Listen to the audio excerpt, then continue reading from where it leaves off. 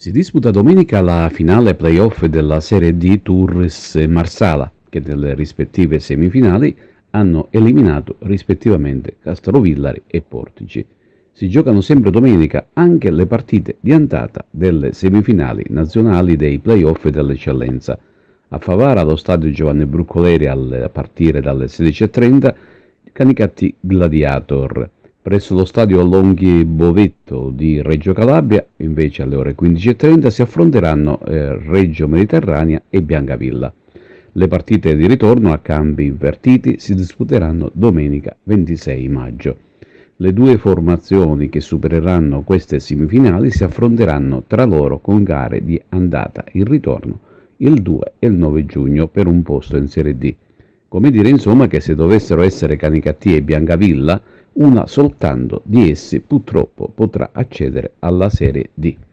Dopo la brillante e sofferta promozione dell'Atletico Licata nel prossimo campionato di seconda categoria, adesso tocca ad un'altra squadra agrigentina tentare la scalata attraverso la lotteria dei playoff.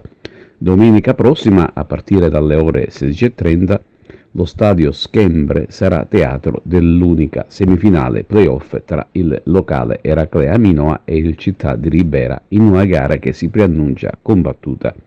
In caso di parità, al termine dei 90 minuti verranno effettuati tempi supplementari e in caso di ulteriore parità accederà alla finalissima playoff la squadra in migliore posizione in classifica al termine del campionato, in questo caso l'Eraclea Minoa.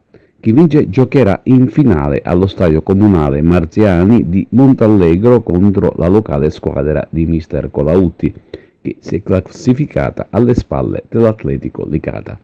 Sempre in terza categoria ci sarà una coda di campionato per le squadre meglio classificate e fuori dai playoff. La delegazione agrigentina del presidente Stefano Valenti ha infatti organizzato la prima Coppa Città dei Templi. A questa competizione parteciperanno le seguenti squadre: Socer Palmeira, Ioppolo, Burgio e Real Unione.